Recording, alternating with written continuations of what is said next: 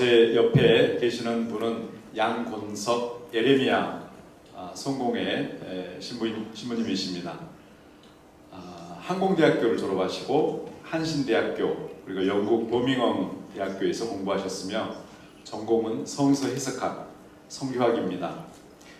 1991년에 사제 서품을 받았고 그 이후 성공회 대학교에서 신학대학원에 성서 해석학 강의를 해오고 있으며 2008년부터 12년까지는 성공회 대학교 총장을 역임했습니다. 주요 논문으로는 사람과 생명을 지키는 평화, 다시 석과 불식의 희망을 삼는다라는 논문이 있고요. 주요 조서로는 탈식민주의 성서 비평, 성공의 신앙의 길 등이 있습니다. 자, 그러면 먼저 양곤석 신부님으로부터 전체적인 흐름을 듣고 그리고 나름대로 문제를 제기하겠습니다.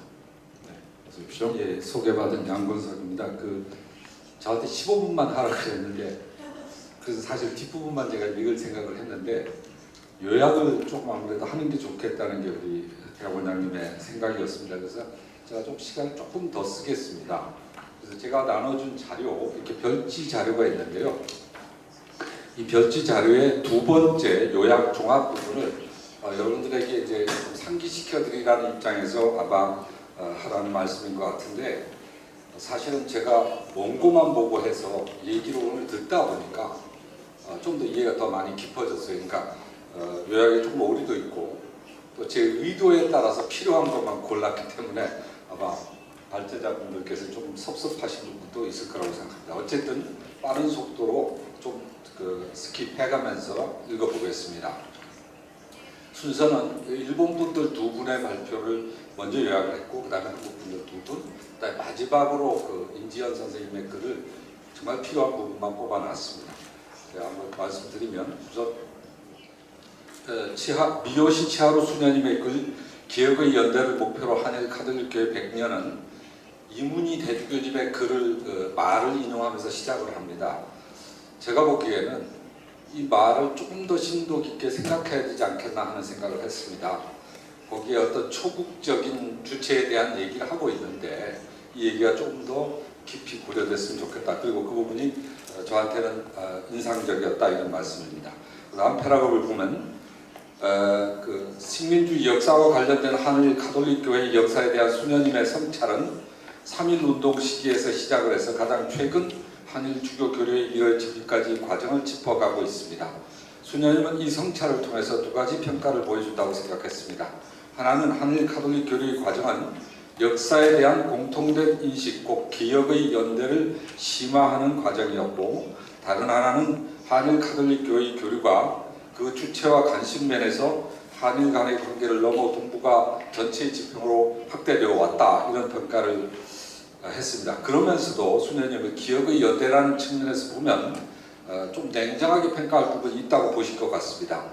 기억의 연대는 역사적 사실에 대한 공통된 인정이 반드시 전제되는 것인데, 일본 교회와 신자들은 아직도 충분히 이러한 역사적 사실을 받아들이지 못하고 있다는 평가를 다른 일본 신부님도 마찬가지로 하고 계시는 것 같습니다. 나아가 아베 정권과 그 정권이 기도하는 역사 수정주의는 역사를 왜곡하고 망각하게 만드는 집단적 압력으로 작용하고 있고, 이것이 한일 간의 기억의 연대에 대한 직접적 위협이 된다 하는 말씀을 해주셨습니다. 그 다음에 이치로 신부님은 동북아 화해와 한일 가톨릭교회 교류의 역할 3.1운동 100주년 기념하면서 3.1운동에 관련된 얘기를 하셨는데, 이치로 신부님은 어쩌면 이 기미독립선언문을 우리가 말하는 소위 탈식민적 지향을 갖는 내용으로 읽고 계신 게 아닌가, 이런 생각을 했습니다.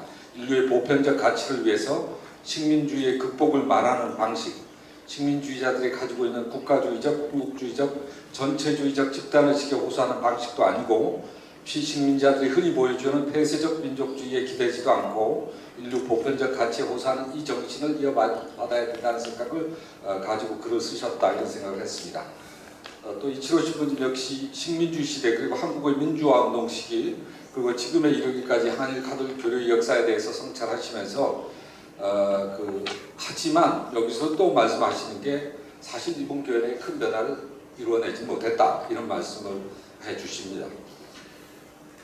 그리고 다시 제국주의와 패권주의가 등장하여 한일 양국의 갈등이 심화시키는 상황에서 신부님이 제안하는 대안적인 길은 몇 가지로 요약하면 이렇게 말할 수 있습니다. 첫째로 3.2 운동의 인류 보편적 이상에 기초한 탈식민 정신을 계승해서 해결나갔으면 좋겠다. 그다음에 국가주의에 기초한 집단적이고 배타적인 국민의식을 넘어서 평화와 민주주의와 인권에 기초한 시민의식으로 한일 간의 갈등을 넘어 평화로 나아가는 길을 열어야 한다는 주장을 하고 있습니다. 셋째로 갈라진 교회들 간의 에큐메니칼 연대, 그 다음에 다양한 종교들 간의 연대, 그리고 시민사회의 다양한 세력들과의 평화연대의 확대를 요청하고 있습니다.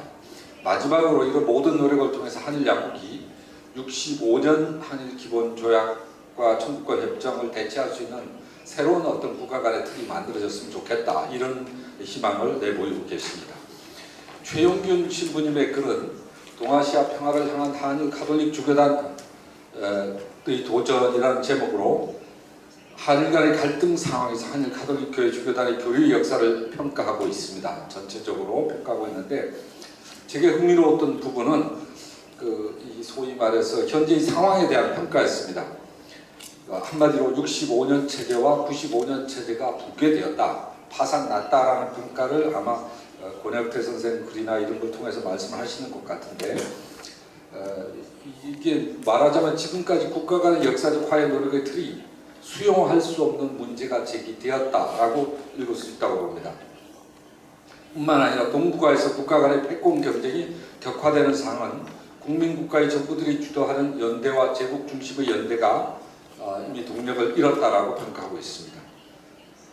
따라서 동아시아에서 평화 노력은 국경선의 한계를 넘어 협력과 연대를 만들어낼 수 있는 시민그룹의 역할이 중요하다는 내용으로 이어지고 있다고 보입니다. 그런 측면에서 가톨릭의 이 평화운동, 기억의 연대 또는 평화연대가 중요하다고 말씀하고 계시는 것으로 읽었습니다. 그 다음 패러그래프는 전체적인 이제 그 얘기를 말씀하시는 것 같아서 스킵하고요.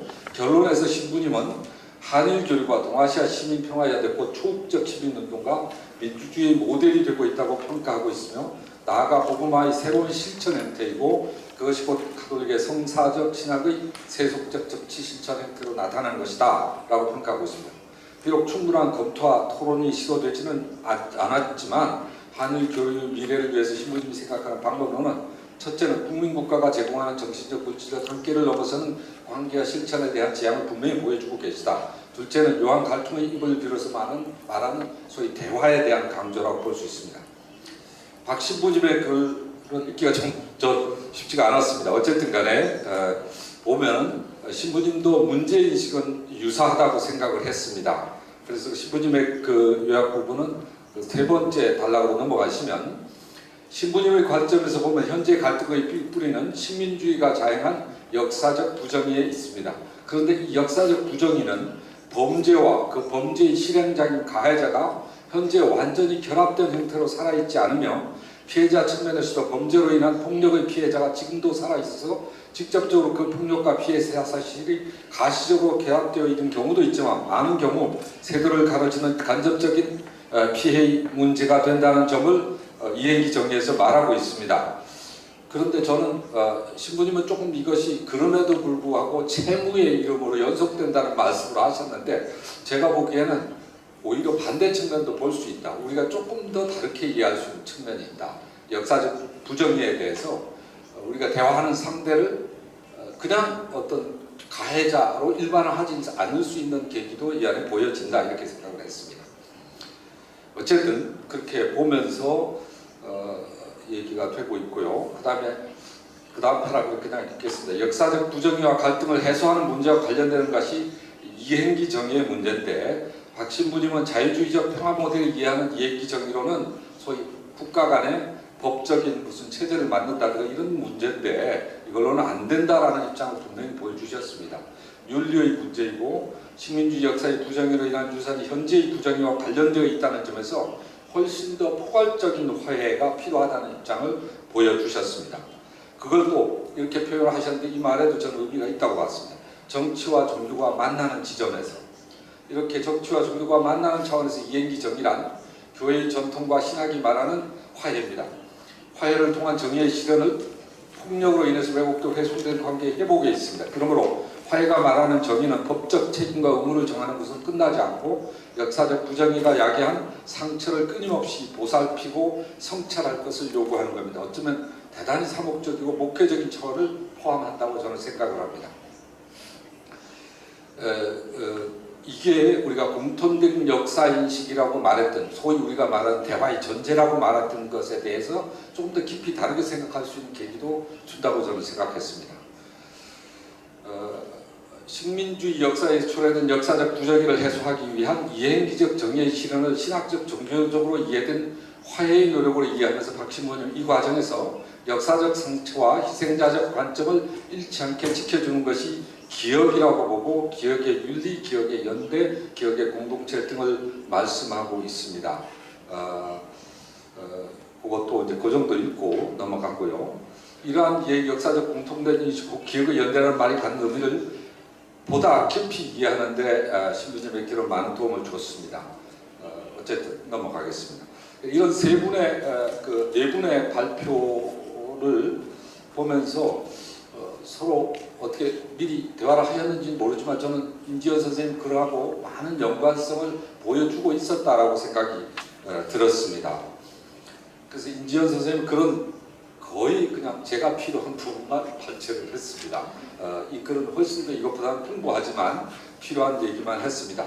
1965년에 나치즘의 피해자인 폴란드 가톨릭 교회가 가해자인 도일을 용서하면서 동시에 가해자인 독일에게 용서를 구하는 내용의 사목서신을 발표하게 되는데, 이와 같은 아방가르드적인 화해와 용서의 정신이 결국 가해자 독일을 화해의 장으로 불러내는 역할을 했다고 봅니다. 그래서 동아시아에서도 그와 같은 피해자 쪽에서 화해의 주도권을 쥐고 가해자 쪽을 진정한 화해의 장으로 불러내는 일이 가능할지를 질문하고 있습니다. 표면적으로 보면 가해자가 죄를 인정하거나 사죄의 뜻을 표명하기도 전에 피해자가 먼저 용서할 뿐만 아니라 오히려 용서를 구하기까지 하는 이 형식은 한일 관계나 동아시아 맥락에 적용 가능한지 묻는다는 사실 자체가 지나치게 전위적인 상상이라고 할 수 있을지도 모르겠습니다. 하지만 설령 그대로 한일 관계에 적용하는 것은 불가능하다고 할지라도 폴란드와 독일의 사례는 우리가 과거사의 화해를 상상하고 추구하는 방식 안에 내장된 그 문제점들이 있을 텐데 그 문제와 한계들을 선명하게 들여다보게 하는데 많은 도움을 준다고 저는 봤습니다. 임 교수님이 바라보는 현재의 상황은 한일 양국의 국가는 물론이고 시민사회까지 대화가 불가능한 첨예한 대결로 치닫고 있는 모습이고, 그 이유 중에 하나가 국가와 시민사회 모두가 국제정치의 세속적 규범에 매여 있어서 화해의 돌파구를 찾지 못하고 오히려 갈등을 증폭시키고 있다, 이렇게 보고 있는 것 같았습니다. 이런 상황을 인식하여서 임 교수님은 이글에서 한일 가톨릭 교회 교류와 평화의 한드가 스스로 초국적 행위 주체로서 자신을 이해할 수 있도록 끊임없이 격려하고 있고, 또 전위적인 역사와 화해를 위한 상상력과 실천을 만들어낼 수 있기를 간절히 바라고 있는 모습이었습니다. 초국적 행위 주체로서 화해와 용서를 실천하기 위해서 가장 중요한 것은 가해와 피해의 일방적이고 이원론적 도식을 벗어나는 일이라고 임 교수님 보고 있다고 봤습니다. 그런데 이 말을 자칫 그냥 쉽게 읽어버리면 굉장히 위험하게 들릴 수 있다고 생각이 듭니다. 근데 교수님 분명히 말씀하신 부분이 가해와 피해의 일방적인 이원론적 도식에서 벗어나다는 말은 탈역사적으로, 탈맥락적으로 그냥 일반적으로 추상화하고 보편화해서 하자는 얘기가 아니었다는 것입니다. 명백히 역사적 상황과 맥락 위에서 그것을 오히려 더 심화하고 넓혀가는 방법이 아닐까 하는 생각을 했습니다. 그 나중에 뒤에 좀 더 말씀드리겠습니다. 그 뒤에 부분들은 여러분들이 한번 읽어 가시기 바랍니다. 그리고 제가 이제 말씀을 좀 드리고 싶은데요. 새로운 길을 모색을 위한 제 제안을 말씀드리고 싶은데, 아마 주교님들이 이런 제안을 조금 더 고려하셨으면 어떨까 하는 생각입니다. 저는 제가 보기에 아까 우리 신부님도 박 신부님도 말씀하셨습니다만은 식민 지배에 대한 정말 진심 어린 사과를 우리가 모두 받고 싶어 하지만 이건 쉬운 일이 아니다 하는 생각을 좀 가지고 있습니다. 어쩌면 강제징용 배상 판결이나 나아가 위안부 문제 등이 표출되는 이 방식을 보면 그냥 65년 체제나 95년 체제가 끝났다 이게 아니고요. 사실은 국가 간의 틀은 시민사회가 요구하는, 종교가 요구하는 화해의 틀을 다 담아낼 수 없다라는 것이 저는 맞는 판단이라고 봅니다. 앞으로도 국가 간의 어떤 틀이 시민사회가 요구하는 개개인들의 아픈 상처가 바라고 희망하는 것을 담아낼 수 있을까? 저는 어렵다고 봅니다. 이치로 신부님은 지금 상황을 보면서 돈을 지불하고 싶지 않은 것이다, 일본이. 이렇게 말씀을 하셨는데 오히려 다른 각도에서 보아야 되지 않을까? 일본이 제국의 꿈, 패권 국가의 꿈을 결코 포기할 수 없다는 것을 말하고 있다는 거라고 봅니다. 그래서 식민주의 과거는 이 꿈을 포기하지 않는 한 인정할 수 없는 겁니다. 국가가 패권의 꿈을 혹은 제국의 꿈을 포기하지 않는 한 진정한 화해는 거의 불가능하다고 봅니다. 그래서 그 홀로코스트 얘기는 무지하게 많이 하고 철학에도 문화 연구에도 많은 영향을 줬지만 식민지 연구는 그렇게 전적으로 우리 지적 사회의 형식을 변경시킬 만큼 지대한 영향을 주게 만들지 않습니다. 이게 현실이거든요. 그렇게 본다 그러면 얘를 그렇게 해야지 않을까. 그래서 오히려 국가가 시민사회를 리더해 주기를 바라기보다는 이제는 시민사회가 그 화해의 깊이와 폭을 제국이 만들어낸 역사적 부정의가 가져온 상처의 깊이와 폭을 훨씬 더 심화시켜가는 과정을 거쳐야 되지 않을까. 그러면 국가가 그 다음 길로 한 발짝 정도 따라올지 모르겠다. 이게 제 생각입니다. 바로 그런 측면에서 임 교수님도 또 여러 신부님들도 심지어 이문희 주교님까지도 우리가 국익의 차원에서 만나서는 안 된다라는 얘기를 했던 것 아닌가. 그야말로 초국적 행위 주체로서 만나야 된다는 얘기를 하셨던 거라고 생각합니다. 그런데 이 초국적 행위 주체로 선다는 것을 생각을 해보면 저는 조금 깊이 생각을 해야 된다. 이 말은 이문희 주교님도 초국적 행위 주체를 말을 했습니다마는 생각의 깊이가 안 보인다 이런 생각을 했습니다. 첫째로 정말 국민국가의 이게 우리가 벗어난다는 게 말처럼 그렇게 쉬운가 이 생각을 해야 될 겁니다. 우리는 알게 모르게 그거에 포로가 되어 있는 사람들 아닌가. 그러면 이걸 벗어나는 길은 자기한테 대단히 냉정하지 않고서는 불가능하다는 생각입니다. 두 번째로 신학적인 개념을 썼습니다. 한 분 하나님에 대한 신앙, 세례 신앙에 바탕을 두자고 말씀하셨는데 이 말의 의미를 좀 더 진지하게 고민하는 모습이 있어야 돼요. 그래야 초국적 주체라는 게 말이 되는데 이 부분이 거의 잘 보이지 않는다 하는 점이 저한테는 좀 안타까웠습니다. 그래서 신학적으로도 이런 부분들을 카톨릭 내에서도 또 에큐메니컬적으로도 깊이 고민할 필요가 있지 않겠는가 하는 생각을 했습니다. 사실은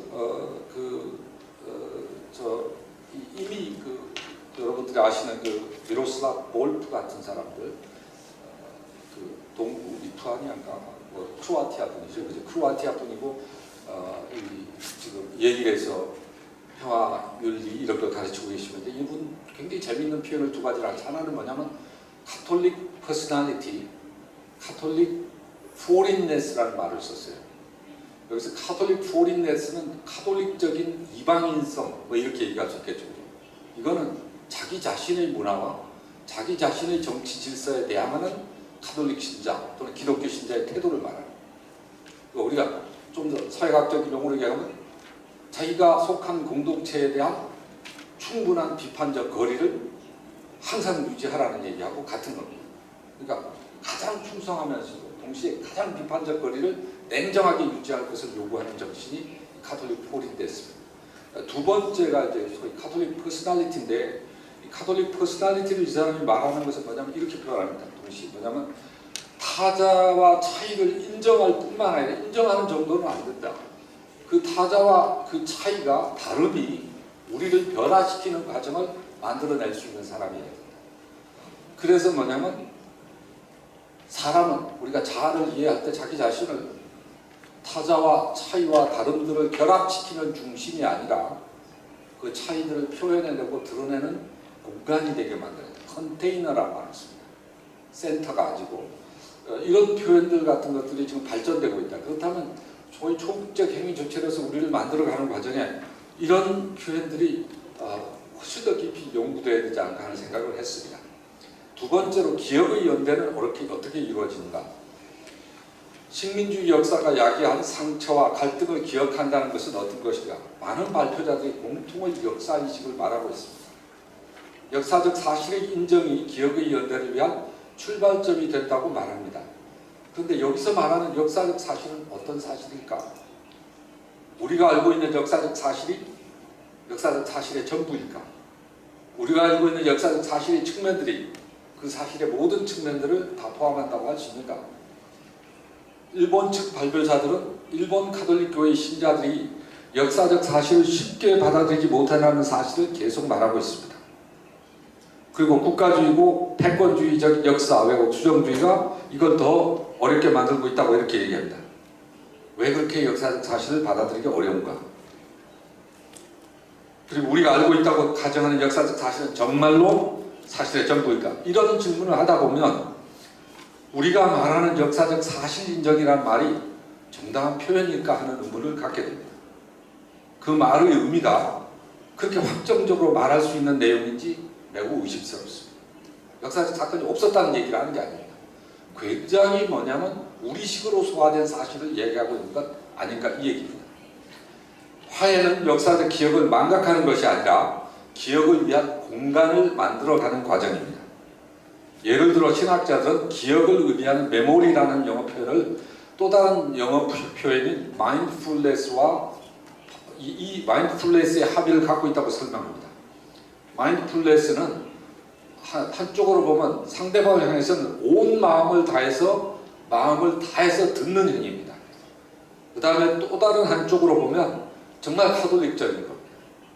우리가 고려하고 고민하고 상처를 어루만져야 될 부분이 훨씬 더 다면적이고 훨씬 더 총체적이라는 거예요.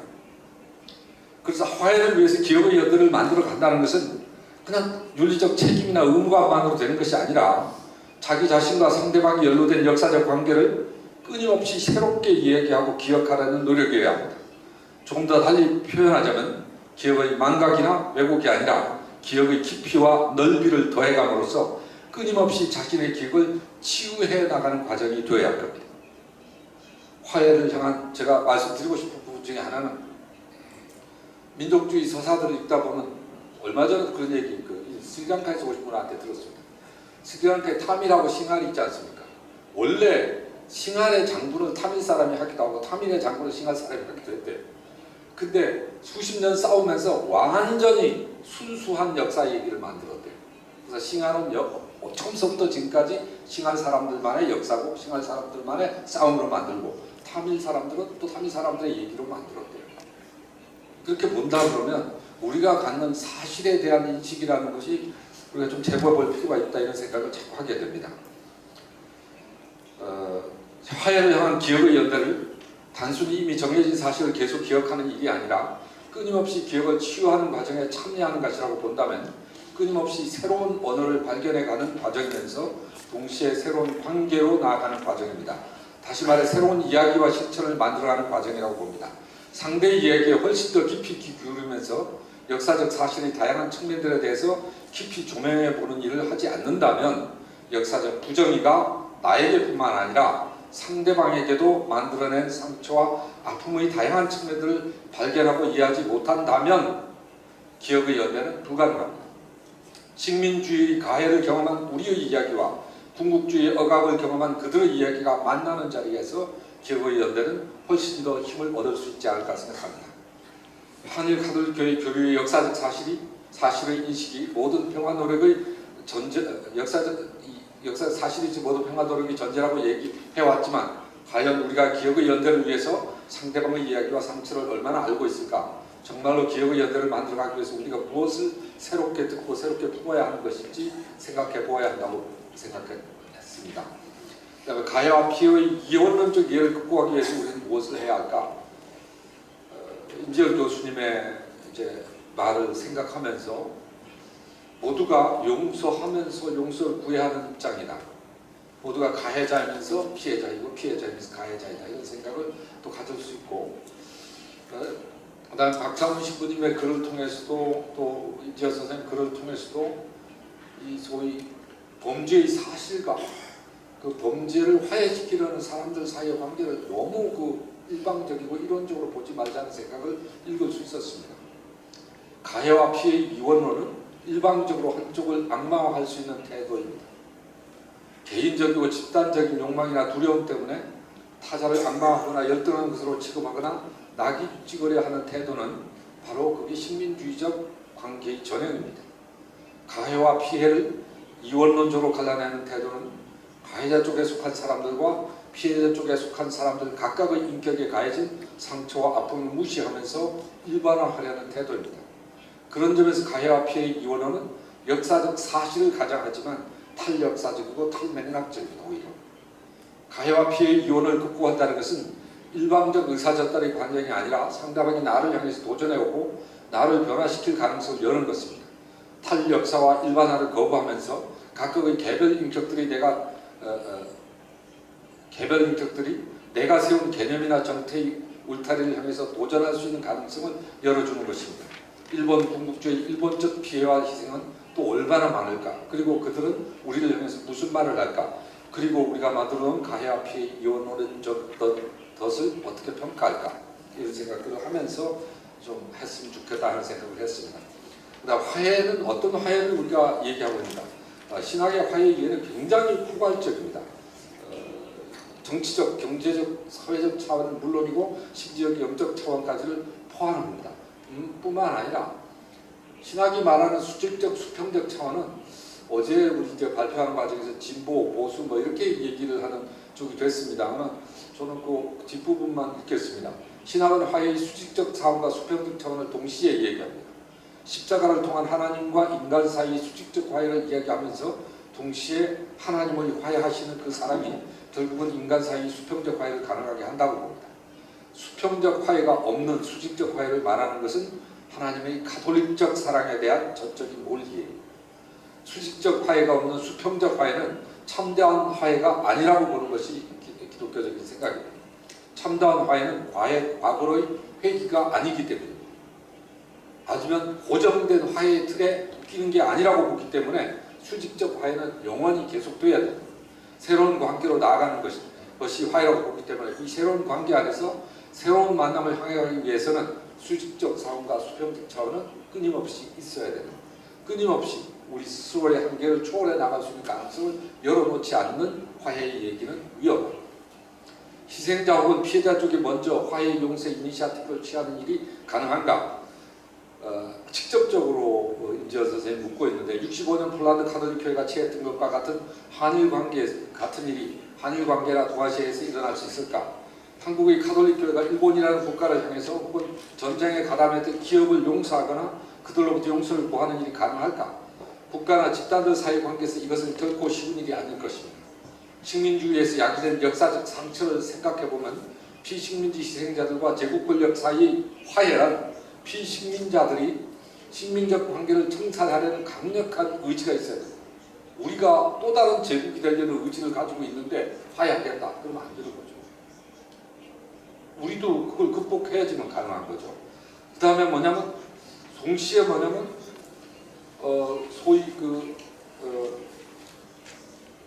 소위 말해서 그 제국이 탈제국의 의지를 확고하게 보여줄 때 가능하죠. 양쪽이 다. 그런데 그런 가능성이 보이냐? 저는 대단히 어렵게 보입니다. 지금 한일 관계와 동북 관계에서 그런 전망은 가능할 수 있을 것 같지 않습니다. 하지만 시민들 차원에서는 가능한 길이 얼마든지 있다고 생각합니다. 초국적 평화의 연대 차원에서는 서로를 향해서 용서하고 용서를 구하는 일은 무엇보다도 시급한 일일 수 있습니다. 앞에서도 말했듯이 가해와 피해의 이원론적 구도와 그에 따른 일방적 사과 요구만을 말하는 제국주의와 식민주의로 인한 일본인들의 희생의 차원과 한국인들의 희생의 차원이 만나는 일을 이원론적 도식은 이 둘 사이의 희생들이 서로 만날 수 있는 길을 가로막고 있다 이런 생각을 합니다.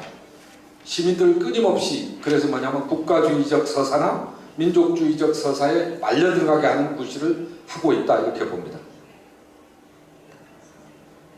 그리고 식민주의가 야기한 불의한 역사에 대한 기억의 연대를 사실상 어렵게 만들고 있다 이렇게 생각합니다.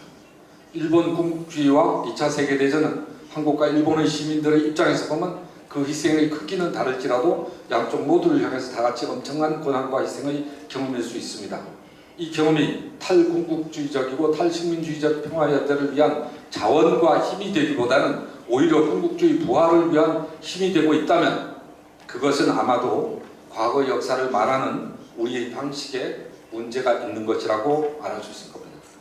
피해자 쪽에서 용서와 화해 이니셔티브를 취하기 위해서는 무엇보다도 먼저 피해자 쪽에 있는 사람들이 가해와 피해의 역사를 보다 중축적으로 이해하기 위한 노력이 필요하다고 봅니다. 아까 신부님들이 계속해서 일본 가톨릭 교회가 받아들이지 못한다. 이것도 좀 제가 보기에는 우리 쪽이 일본 사람들을 만나는 방식에 우리 그들과 나누는 역사적 사실이라고 말하면서 말하고 있는 그 소재에 굉장히 심각한 문제가 있지 않나 하는 생각을 하게 되는 겁니다. 그 다음에 연대 얘기를 좀 하겠습니다. 연대 얘기도 그냥 읽어보시고 연대를 확대해야 될 초국적 연대를 평화연대와 기억의 연대를 훨씬 확대해야 된다. 저는 제 생각을 조금 말씀을 드린다면 우선 어제도 얘기했고 또 오늘 좀 나왔습니다만 소위 말해서 침묵당한 또는 들리지 않았던 그런 목소리들, 보이지 않았던 그런 얼굴들을 훨씬 더 깊이에서 넓이에서 훨씬 더 다양하게 드러내야 된다는 측면에서 연대는 필요하다고 생각합니다. 근데 진짜 중요한 것은 뭐냐면 우리 자신의 인격적 변화, 목회적 변화, 사목적 어떤 차원에서 필요하다고 생각합니다. 그러기 위해서는 저는 뭐냐면 저 최근에 이제 김민지라는 재미 작가가 그러니까 뭐냐면 이민 3세 우리 한국 작가가 쓴 파친코라는 책을 제가 열심히 지금 읽고 있습니다. 400페이지 된 책을 읽어보면 소위 3대에 걸친 식민지 역사와 전쟁의 역사를 경험하면서 미국까지 가 있는 가족의 얘기입니다. 그 얘기를 읽어보면 어떤 생각이 드냐면요. 한국 사람 얘기 속에 일본 사람 얘기 빼놓고 한국 사람 얘기 할 수 있을까? 일본 사람 얘기 속에 한국 사람 얘기 빼놓고 얘기할 수 있을까? 그 속에 미국 사람 얘기 빼고 대만 사람 얘기 빼고 중국 사람 빼고 얘기가 가능할까? 근데 우리는 너무 단조로운 우리 얘기를 만들어 온 거 아니냐? 저는 바이오그래피의 변화가 필요하다고 생각합니다. 훨씬 복잡하게 얽혀있는, 훨씬 시크레틱하고 훨씬 소위 혼종적으로 얽혀있는 우리의 바이오그래피를 새롭게 발견하는 과정을 위해서 일이 진짜로 필요합니다. 그 폭이 넓어지는 만큼 그렇게 연대를 통해서 그 폭이 넓어지는 만큼 우리 평화와 화해를 위한 노력은 실효를 거둘 수 있을 거라는 생각을 하게 됩니다. 마지막으로 제가 써놓은 글은 제가 영문 표현이 너무 아름답고 멋있는데 영문 표현 그대로 옮겨놓은 게 훨씬 더 좋았다는 생각을 하고 번역을 해보니까 되게 웃깁니다. 근데 이거는 뭐냐면 WC 신앙가 직제위원회는 카톨릭도 참석을 합니다. 근데 여기에 신앙가 직제위원회가 스페인의 산티아고 드 컴포스텔라에서 모였을 때 그때 이 순례의 기분으로 서로 다른 사람들이 만나서 치유해가는 과정, 기억을 치유해가는 과정을 이렇게 아름답게 표현하고 있습니다. 어쩌면 한일 간의 관계도 이런 정신으로 한다면 우리가 좀 더 나은 길을 가지 않을 수 있지 않을까 하는 생각으로 말씀드렸습니다.